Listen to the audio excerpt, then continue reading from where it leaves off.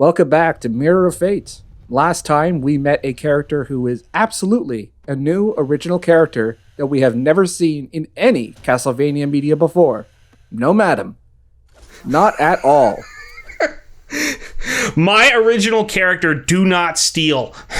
Yes, copyright Mercury Steam. Anyway, we're going to start off with a new item that is actually a very old item.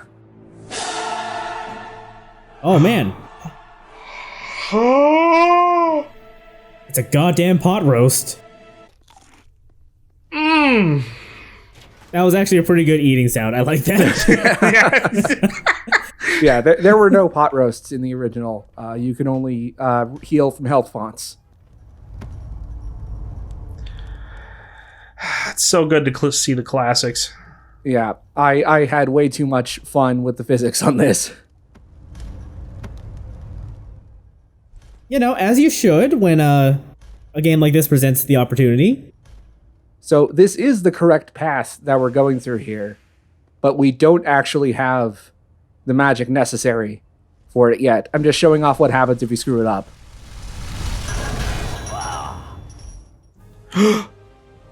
I'm surprised they actually took the time to make a special death scene for that. Huh. Surprisingly high effort for this game. Every so often there's little touches in this that I appreciate, but mostly it's just very bad. So this scroll is connected to a puzzle in the library, which I think it's connected to some item or other that's optional. I was never able to figure it out, and I didn't care. But it's there. Simon, you're kind of stuck there. Oh, no. Oh, goodness. Yeah, nice to know we got great leaps of faith. I will say, at least they didn't try to do like old NES Castlevania physics. That would have made this game like borderline unplayable. Yeah? As opposed to just very unpleasant. These are the things that are leading you to say, I don't care. Like, I don't think I've ever heard you say, I don't care before this game. Yeah, like, I don't like playing bad games. I like playing interesting games, and sometimes bad games are interesting. This is not an interesting bad game. It's just the middle chapter in between two very interesting and heavily flawed games that are generally good. Also, those are Skavens. Those are the little monster things that the Night Watchman was controlling before we stole the glowy from him. And then he tried to control them in a last desperation attack, and they ate him up. You know, as they do. Yeah. You know, you cannot truly control the wild, untamed beasts, especially when they look like that.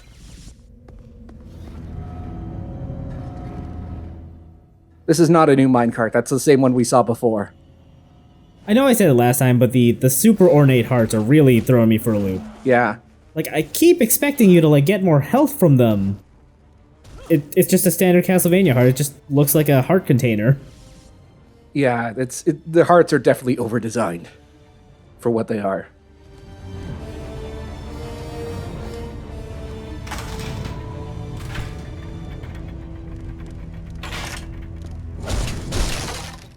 They put effort into the strangest stuff in this game. Yeah, it is very weird. And then the limp-wristed axe. What the hell? It's like he's flicking it like it's a dart or something.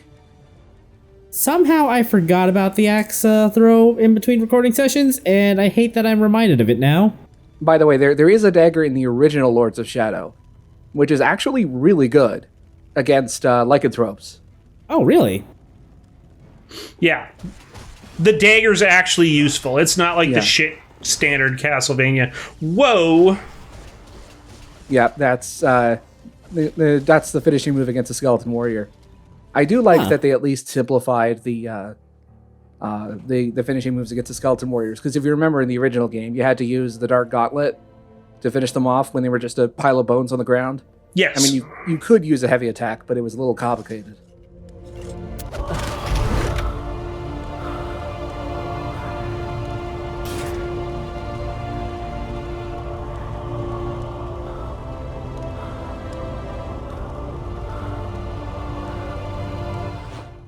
Yoink. Did, please don't tell me Mom's having a hookup inside of us. Well, I mean, Trevor's not around. I guess she's a free woman. She's exploring herself now. Thanks for the F-shack, Simon. So Schneider is just like a mobile turret who protects you from... I mean, he doesn't protect you otherwise, but he just serves to attack enemies around you. This game, and as well as the previous game, gives a surprising amount of lip service to Lament of Innocence, as well as Castlevania 64. It's really weird. Like, I mean, there's Schneider, obviously, and the Bernard family play a role in the backstory. Like, Gabriel spends a lot of time in the first game in a castle that is currently owned by Carmilla, but was built by the Bernards. And in the DLC, there's a whole story about how the events of the first game broke a seal that was keeping the Forgotten One from being unleashed on the world. And the rescue attempt, the attempt that Gabriel makes to stop the Forgotten One is pretty much how he becomes Dracula, because he has to kill Laura in order to, or Laura has to sacrifice herself and have Gabriel take her blood in order for him to survive in the same hell dimension that the Forgotten One is being kept in. I see. It's very weird. It's just weird to see the Forgotten One being an important part of the story as opposed to like a bonus boss. It's simultaneously the worst and best ending to a DLC pack ever. Yeah, it's really stupid. I mean, it is at least faithful to how bullshit the Forgotten One apparently is in Lament of Innocence. I have not played Lament of Innocence, but I've seen plenty of footage of the final boss, and it looks terrible. He's pretty bullshit. He's the bullshit boss of that game. I did not realize the whip could reach so far away. Well, he got the combat cross from that necromancer, if you remember, which has a retractable chain.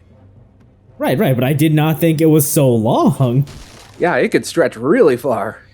He has an extra 50 feet of garden weasel hidden up his ass. So, do Sypha and Schneider share a magic bar? Yes, it's universal. Okay.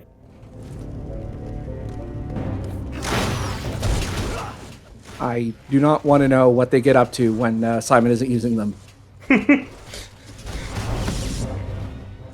Meanwhile, Simon's like, "Shut up, Ma, I can hear you two in there." These walls are paper thin! Stop rocking the boat in there, you're rustling my large intestine. I do think it's interesting you collect basically ghosts of dead people to fight with you. It's like goth Pokemon. It's something that's exclusive to Simon. But it is pretty interesting that they are canonically spirits. Someone saw Soma's power of dominance and interpreted it in a really weird way.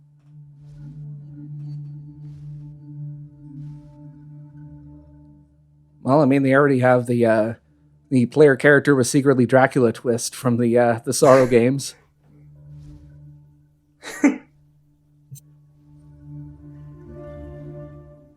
It's our old buddy. It was Victor Hugo's very controversial sequel, The Hunchback of Wallachia. Did not sell very well. That's because they didn't give Kojima top billing. No, I do not want a higher challenge. Shut up, game. I hate you. Wow! Whoa! There's also a boss rush, which, would be pretty standard in an Igavania game, but in this, why anyone would subject themselves to a boss rush, especially because from what I've seen, I don't think there are many opportunities for healing in between or health restoration. So what's the point? Yeah, that sounds kind of miserable. Yeah. Oh, also, what I'm trying to show off there is that some bestiary entries are incomplete, and you have to find multiple pages. Yeah. Were you just floating on the stairs? Like, Yeah. I'm noticing that about his animations. I cannot confirm whether that happened in the 3DS version or if that's a flaw in the port, so I'm not going to blame either way. I'll just say it's a flaw in the PC version. Either way, the game couldn't decide which step Simon was on. Yeah, like, I'm not going crazy, right? We're all seeing this. Yes. Well, at any rate, this is going to make Lords of Shadow 2 seem way better. I didn't even know this game existed. Like, when we started this LP and you said trilogy, I'm thinking, when did Lords of Shadow 3 come out? Nope. There's a crappy middle game. Yeah, I'm reminded of if they remember, Batman Arkham Origins Blackgate had a very similar situation. Oh, that name sounds very familiar. I don't remember what it was, but I remember something real stupid about that. It also was there was a 3DS and a Vita game, which also got a hastily released PS3, 360, and PC port. Pretty much identically to what happened here. And it was also a half-assed attempt to turn an excellent 3D game into a 2D Metroidvania with two mixed results. Let's be honest here, Arkham Origins was also the half-assed middle child. But it also had better storytelling, at least. That's fair. And yeah, and I mean there were two. There was Arkham Origins on console, and then there was the Arkham Origins spin-off, Arkham Origins Blackgate, for 3DS and Vita. No, they were both crap. Like, both reviled, both crap, both hastily developed, both cash-ins on the popularity of the Arkham series. I should also point out here that, I mean, obviously you're supposed to use Schneider, but there is a not completely consistent, but somewhat consistent way for Schneider to simply not work when you're trying to move the elevator up, and he'll just miss entirely. Well, that's fun. You mean to tell me there's bugs in this game? Yeah, I know, it's shocking. It's almost like it was a rushed title. I know. What, this game? Nah. No. Wait, what was the point of this encounter? So this is an extended encounter where this one enemy is going to... They're trying to make this one enemy be like a pain in the ass, where, you know, you climb up this tower. This is supposed to be like the big final confrontation. We're getting towards the end of Act 1. So this is the end of our playtime with Simon. So that bird thing is supposed to be like Mr. X or Nemesis, where it's just constantly hounding you. For like one map, yeah. Yeah. Also, I would have taken fall damage there if I hadn't used the air dash. That fall damage thing is what's bugging me. Like, that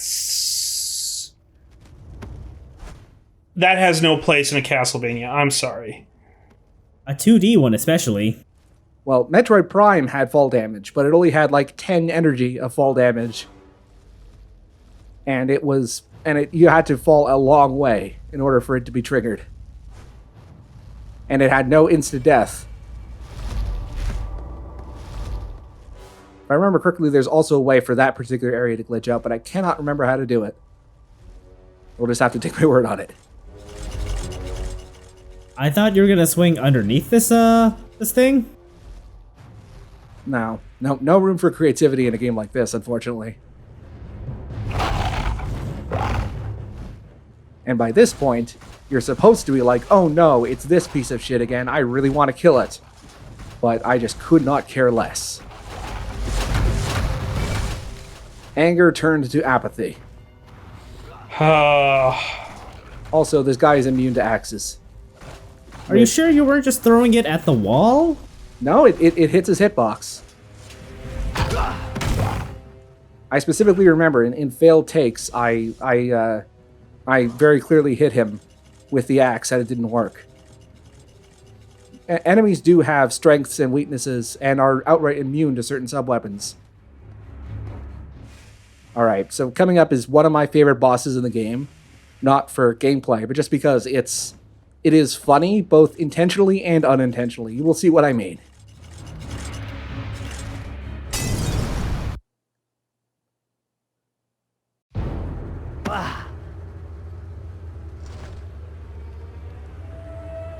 Simon, come, Simon. Come closer, Simon. Don't be afraid.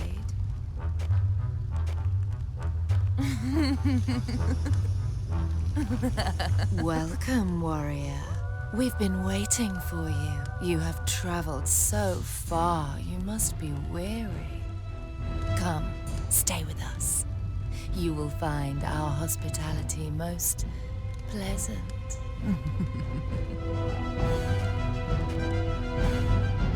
Come on, Simon, get closer.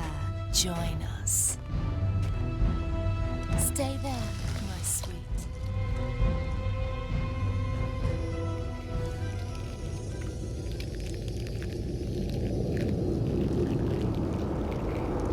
Do you like what you see? I have created this for you. I want you to feel this. Let me show you how good you can feel.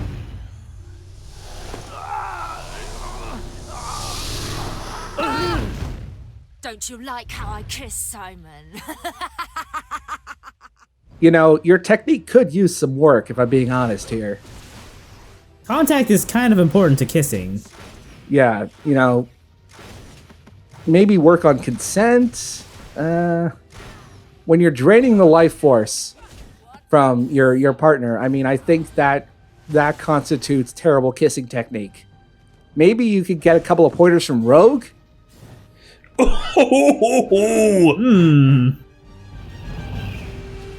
at this, Simon.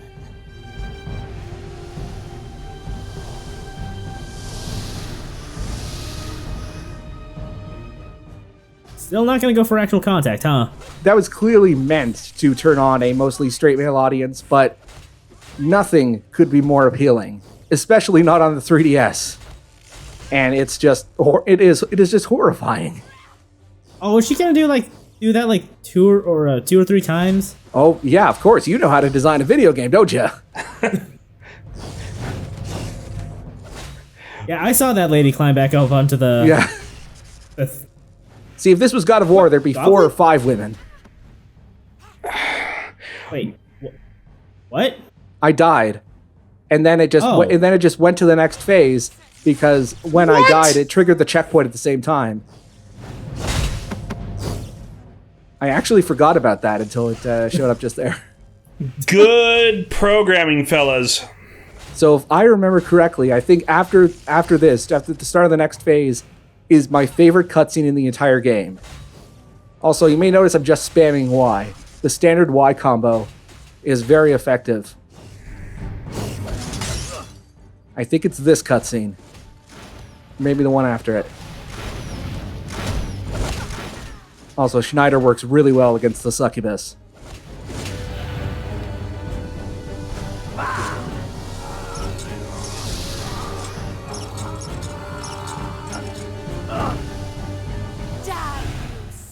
I think you might have just destroyed her spine. Oh no!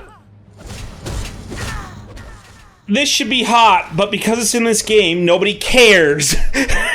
Simon just doesn't understand what lesbians are yet.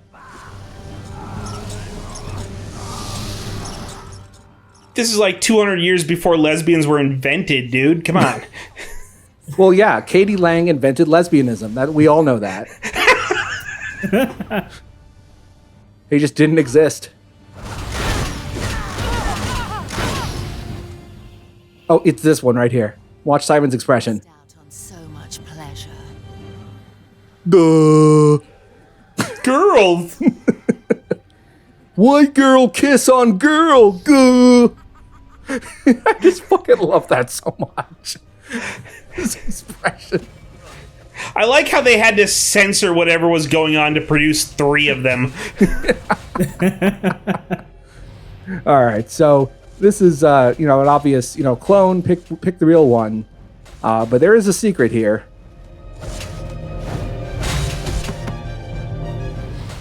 Well, there's 2 secrets. The real one makes a slightly different sound when you hit it.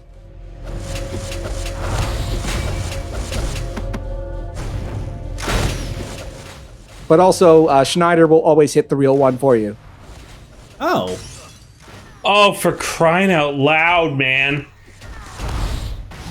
Yeah, at this point, Schneider and Sypha's relationship have developed enough that he's become a surrogate father for Simon. That Trevor never was. So he's basically become Simon's dad.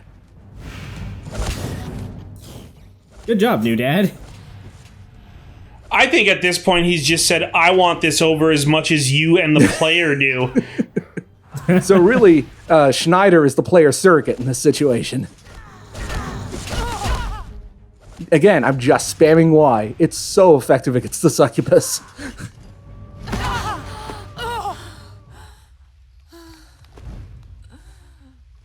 I'm sorry I failed you, my lord.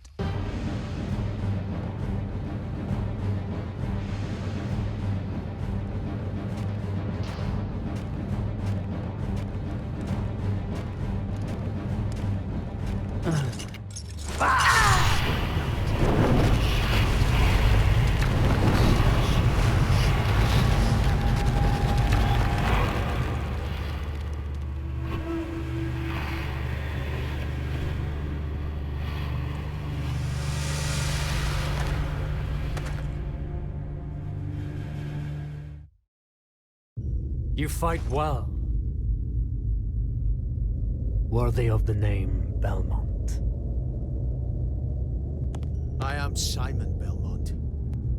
I have come to avenge the death of my parents. I've come to destroy you. Tell me, how do you plan to do this, Simon Belmont? With that, perhaps. That relic you carry holds no power over me, young Belmont. Know this, your father died by my hand. Will you suffer the same fate? You cannot kill me. You will die in vain, just as your father did. We'll see about that now, won't we?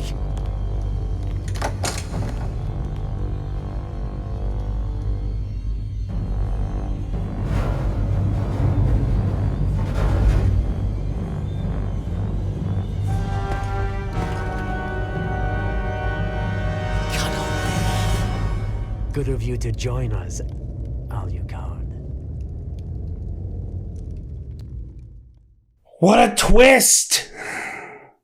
What a twist! The man who looks and acts exactly like Alucard turns out to be Alucard! Wow, they wasn't didn't bury the Soma. lead. So, I keeping in mind throughout that cutscene, none of the 3 men know exactly their relationships to each other at this point in time. Like, Gabriel has kind of figured out who Simon is, sort of. As we'll find out later, Alucard's a little complicated, but Simon doesn't know that that Dracula is Gabriel. He doesn't know. He has heard stories about his father, but they're vague memories of Trevor. He doesn't really know anything. Basically, the relationship between these 3 men has the complexity and the stupidity of a high school love triangle, but none of the intrigue. Sarah's dating Alex, who's secretly in love with Charlie, but he's never gonna get his Whatever. Oh Fuck my it. God. I was never. I don't know what I was going to do with that joke, but This the is point is, there is dramatic irony, layers of it throughout the complex relationship between these three individuals. I'm not sure any of that irony is really hitting, though.